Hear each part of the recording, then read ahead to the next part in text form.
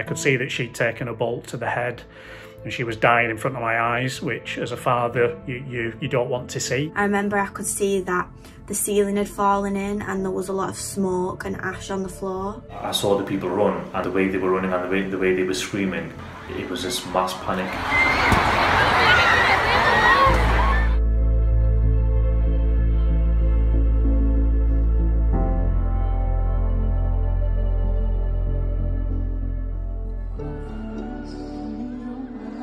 The atmosphere was really good, it was very lively, everyone was probably a similar age to me, or maybe a bit younger, a bit older, but like very similar, all teens, it was great.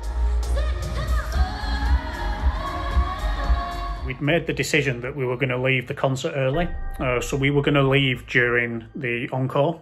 As I came out, I obviously went first and Eve was behind me. We actually brushed shoulders with Salman, the terrorist. We left straight after the encore because we wanted to get out in time. We didn't want to keep my mum waiting. We just walked, I want to say 5-6 steps into the foyer. Before I pressed call, the bomb went off.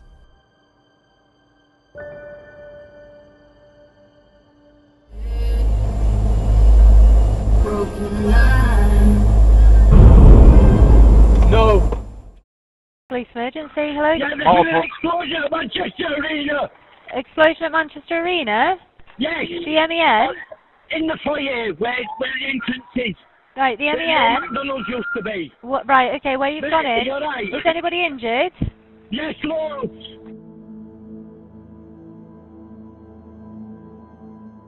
I was just hit with a force of like heat. I remember I didn't know what it was, but my instinct was to just curl up into a ball and protect myself. I remember I could feel myself being like thrown up and down like I was in the waves. When the bomb went off, had we not been running, we'd have been literally right next to him, and we wouldn't be here.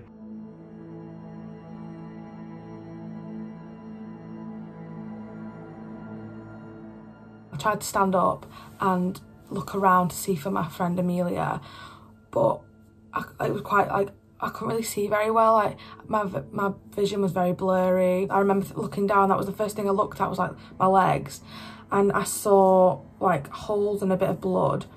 And then I like touched my hands and I looked at my hands and I thought, oh my God, what is this? I didn't want to worry her, but I could tell she was really badly bleeding out. She was losing a lot of blood really fast.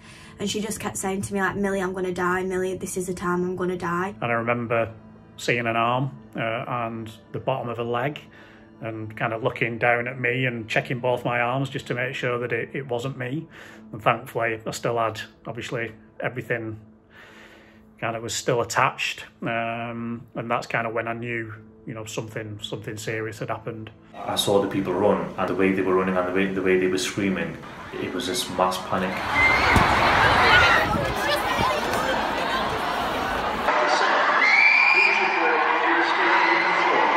Somewhere out.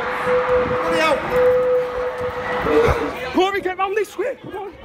One of my daughters was in my bedroom looking on my phone, and when I inquired what she was doing, she said, well, I just want to check if Martin texted you or tried to ring you, because his mates keep messaging me, they can't find him. All I was bothered about as a dad was making sure Eve stayed alive, basically. Obviously I could see that she'd taken a bolt to the head and she was dying in front of my eyes, which as a father you don't want to see.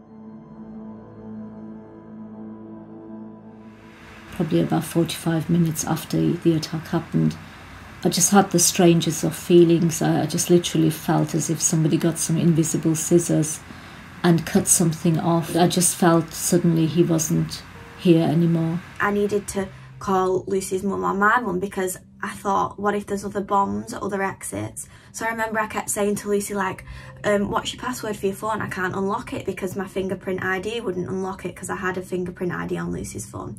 And I couldn't understand why it wasn't working.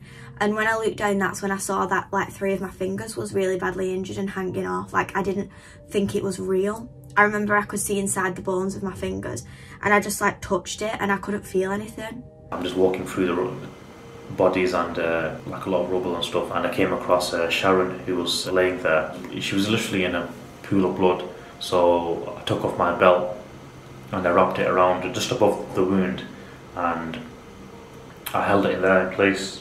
So I thought, yeah, I'll stop that, because she was bleeding quite heavily, and I just wanted her to look up at the ceiling, because if she looked to her right, there was the bomber's leg, which was just there on it, alone. It wasn't connected to his body. I still remember the smell, and almost like a smoky type of atmosphere, very quiet. Obviously there are screams, there's people obviously dying and things like that, but you know, it's not like there was a lot going on, because either people ran out if they could, or it was either you were dead, dying, or like me, seriously injured. I started looking around more, and I look at this young girl. She was a very young girl, I could tell, and she was just to the left of me, I'd say about 5 meters to the left of me. But then I'm trying to focus on Sharon, and I could see her in the corner of my eye, and I could see that she's screaming, and she wants her mum. She was screaming for her mum, and she was being attended to by other members of staff. They tried to stem her blood flow with her injuries, but unfortunately, she didn't make it.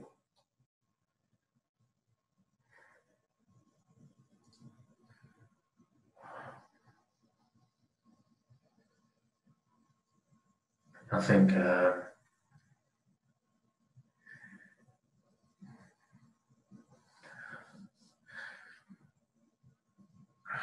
was just like one of the main regrets of that night. I wish I could just somehow save her.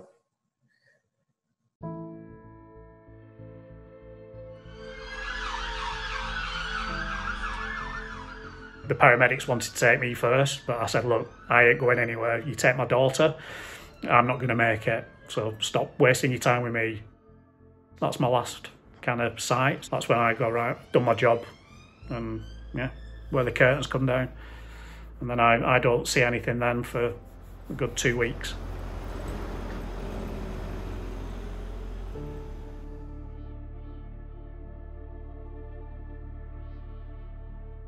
I was told he died very, very quickly. He died in a third of a second, which is very fast. I was told there was no room for any active thought. He was in a very, very good mood that evening. He was very drunk, and for once as a mother, I can say I was really happy that one of my children was very drunk that night.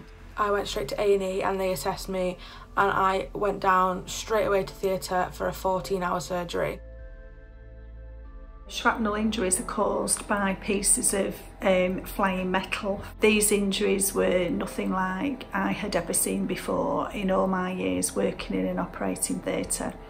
And I think the only way you could have had experience of that would have been working in a major trauma centre or working in the military. The expert said it was like being shot at point blank range 22 times. So a bolt hit me in the side of the neck, severed 2 arteries. Should have gone straight through, but it didn't. For some reason I ended up swallowing it, so they found it in my stomach. So that was one. The second one hit me in the centre of the back. That totally severed my spinal cord. I didn't realise straight away that I'd be paralysed, but you know, they kind of said, you know, you're not probably going to walk again, going to be in a wheelchair for the rest of your life. And yeah, gutted.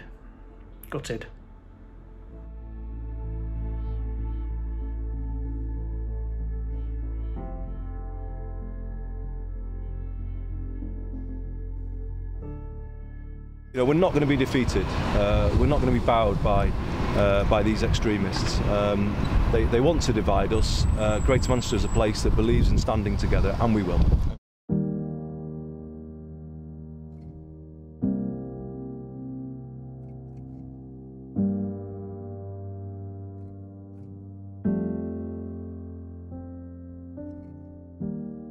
If you're going to try and divide people, the worst place to do it is Manchester.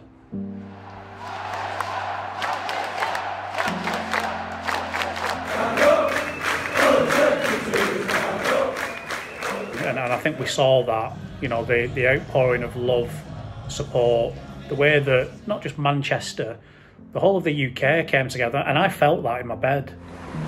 It's weird. No way. Weird. Hi Martin, hi Eve, it's David Beckham here. I just want you to know that we're really thinking about you at this difficult time. I've heard how much you've been fighting and how tough you've been. I also hear that you're mad Manchester United fans, so I send my love. We're fighting with you and for you, and I hope to get to meet you soon. Lots of love. Bye bye. I didn't really speak to Lucy till she woke up from a coma. I remember that she messaged me, she Snapchatted me, and she was just like, hi, and I was like, oh my god, like, I screamed and I ran to my mum and I started crying. I was like, Mum, Lucy's awake, she Snapchatted me. And then she went back to sleep and didn't Snapchat me for 2 hours, and I thought she died again. But I still felt happy that she was finally Snapchatting me and she was awake.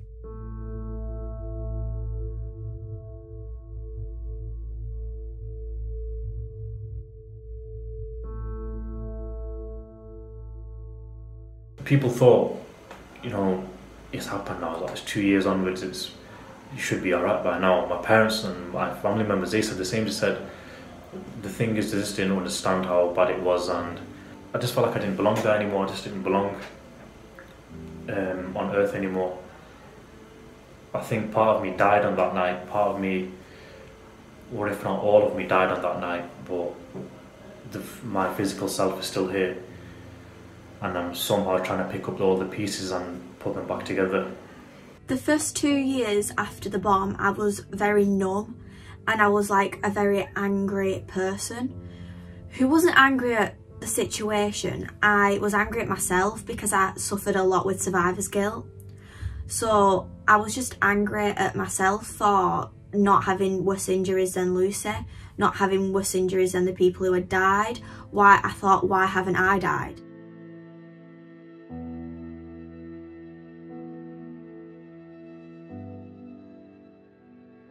When he had that rucksack on his back and walked over that glass bridge into the foyer, in his mind he must have thought, I'm doing the right thing for my cause and I'm going to die with it, for it. But you know, the problem is, the real culprit of all of this is not the people that are used to carry out these heinous tasks. It's the organisations, the ideology behind it that is really to blame. They don't strap the bombs around themselves. They send other people's children and sons and daughters to carry out those tasks. So that is why talking to young people is so important to me. Salman Abedi, he claimed to be a Muslim. He claimed to be doing this as God's work. But being as a Muslim, I felt like what I did on the night was a symbol of what true Islam is. I think Islam and the teachings that I was taught as a kid, as a child, those are the core principles that allowed me to actually make that first thought of going in there and helping these people in the first place. I know how lucky I am and Eve is to still be here, because we shouldn't be here. So she went to the Manchester Children's Hospital, and she was there for 9 months. So it was a long time, and again, given her injuries, you know, they didn't hold out much hope for her. You know, very much like a daddy, she's defied the experts. She's back at school now full time. She goes to a different school. She goes to a special needs school now. So she's in a wheelchair. She's going to need care probably for the rest of her life, 24-hour care. Plenty of times where I said to myself, you know what, let's just go and jump off a bridge and let's just end it. I just can't take it anymore. But there was just this voice saying to me that, Usman, if you quit now, you're not going to see what's planned for you. There's something so big in life that's you're going to have to go get it. And you just keep going, and it will be all right. So I decided to forgive the guy who did the attack at the arena, and to me, forgiveness is really about freeing my soul and enabling me to retain my own power. Without that forgiveness, my head would have been filled with anger and hatred, and that would have resulted in me not functioning as a mother, wife or grandmother. In September of this year, I'm going to be climbing Kilimanjaro with one of the nurses from Salford Royal that looked after me and one of the members of the public that ran in and helped. I'm hoping to raise £1 million for the Spinal Injuries Association, for which I'm a trustee. I don't think about the attackers anymore, they're irrelevant to me. I'm getting on with my life as much as I can. I mean, I can't walk long distances, but like, I'm okay, like I can do bits and I'm happy with that considering what happened. This year I actually went to uni with Lucy. We do the same course and we live in the same flat. I think you've got to think about the good things that's come out of this situation. Me and Lucy have been bonded for life now, like we're always going to be friends. We always know how each other feels. We're always there for each other.